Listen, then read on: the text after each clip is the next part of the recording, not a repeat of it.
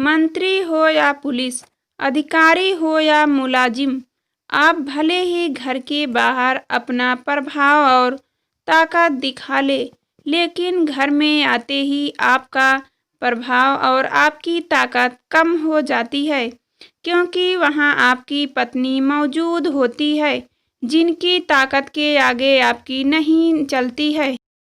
ऐसी बातें अक्सर लोग एक दूसरे से करते हैं और इस विषय पर बहुत से चुटकुले और जोक्स भी बने हैं। इन सब की वजह क्या है, आपने कभी सोचा है?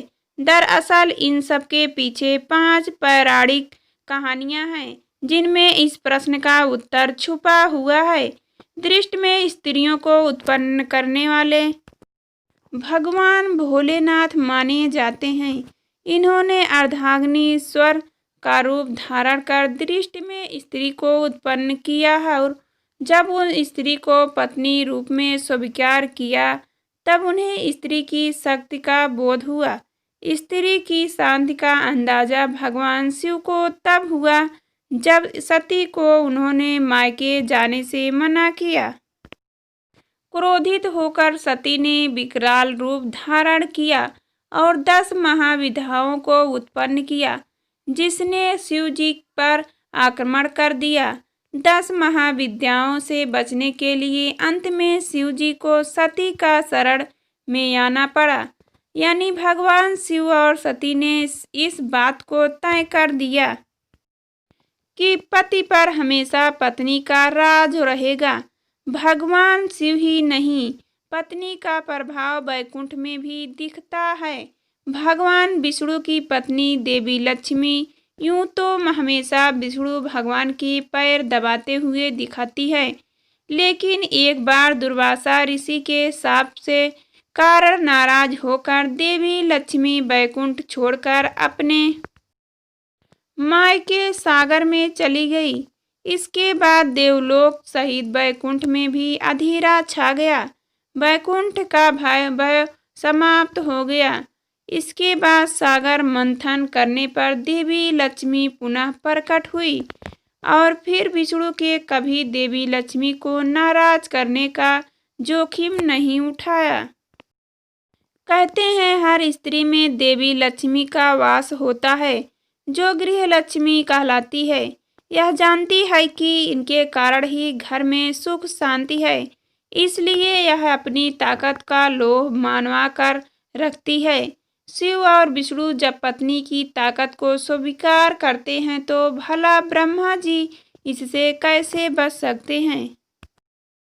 त्रिवेदों में दृष्टिकर्ता के पद पर विराजमान ब्रह्मा जी देवी सरस्वती की सत्ता को स्वीकार करते हैं, क्योंकि एक बार पुरकार में ब्रह्मा जी ने यज्ञ का आयोजन किया और देवी सरस्वती के यज्ञ स्थल तक पहुंचने में समय लग गया, तो गायत्री नाम की कन्या से विवाह कर लिया।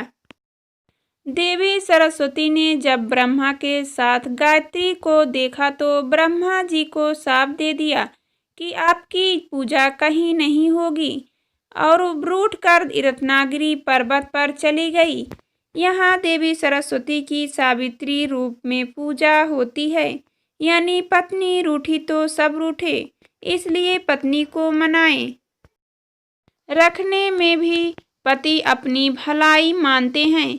देवी सती ने जब पार्वती के रूप में पुनर्जन्म लेकर भगवान शिव से विवाह किया, तब भगवान शिव के सामने संतान प्राप्ति की इच्छा प्रकट की। भगवान शिव ने देवी पार्वती की इस इच्छा को पूरा करने से मना कर दिया और कैलाश से चले गए।